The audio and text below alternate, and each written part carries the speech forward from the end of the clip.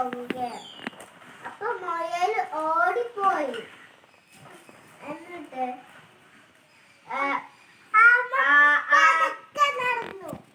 പതുക്കെ നടന്നു വന്നപ്പോ മുയല് അവിടെ നിന്നിട്ട് ഒരു കാര്യം ആമനോട് പറഞ്ഞു. എന്താ അറിയോ? അറിയില്ലല്ലോ, ഞാൻ പറഞ്ഞുതരാം. എന്താ അറിയോ?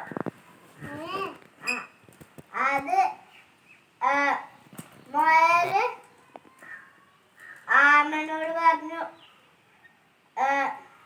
നാളെ ഒരു റേസ് ഉണ്ടാവും, ഞാനും ഒരു ഓട്ട മത്സരം ഉണ്ടാവും, ഞാനും നീയും. ആൾക്കാര് കൂട്ടം നിന്നു. എന്നിട്ട് ആലോചിച്ച് പറഞ്ഞ് റെഡിയാക്കി ആ കഥ. എന്നിട്ട് രണ്ടാമത്തെ ദിവസമായി. അപ്പോൾ ആമ റേസിന് ഓട്ട മത്സരത്തിന് പതുക്കെ വന്നു. മുയലോടി നേരത്തെ എത്തി. എന്നിട്ട് ആമ എത്തി. എന്നിട്ട് തുടങ്ങി. ആമ പതുക്കെ വന്നു. പിന്നെ മുയൽ ഓടിച്ചെന്നു. കുറച്ച് നേരം കഴിഞ്ഞപ്പോൾ മുയല് ക്ഷീണിച്ച്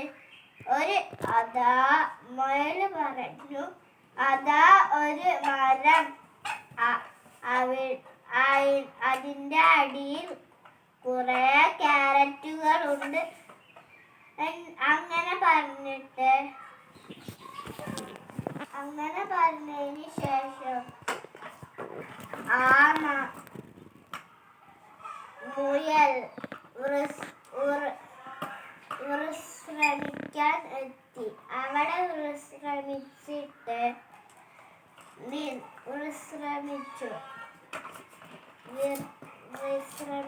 നിന്നു. ക്യാരറ്റും കഴിച്ച് മുയല് വിശ്രമിക്കുന്നിടയിൽ ഉറങ്ങിപ്പോയി. ആമ അത് കണ്ടപ്പോൾ ആമ ഒച്ചയുണ്ടാക്കാതെ പതുക്കെ പോയി റസിന്റെ ഓട്ടമത്സരത്തിന്റെ അറ്റഭാഗത്തെത്തിയപ്പോഴേക്കും മുയല് ഒരു ശബ്ദം ഉണ്ടാക്കി ആൾക്കാര്.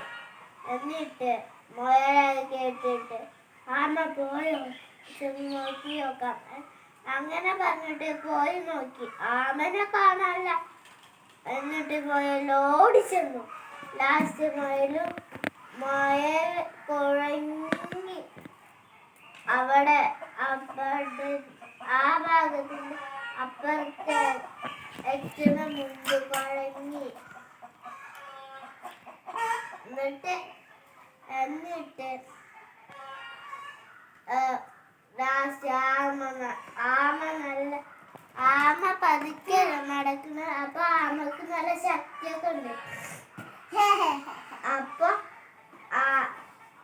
ആമ വേഗത്തിൽ നടന്ന് ആമ ജയിച്ചു.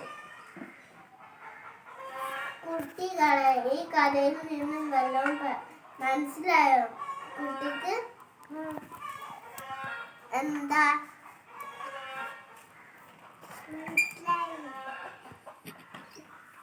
അറിയോ? ഞാൻ പറഞ്ഞുതരാട്ടോ.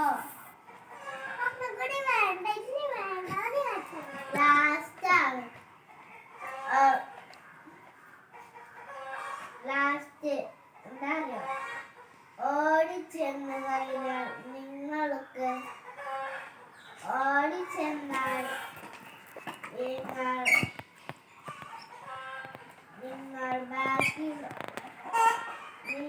പുറകിലാവും, ബാക്കിയുള്ളവർ മുന്നിൽ ആവും. ഇതാണ് കഥയുടെ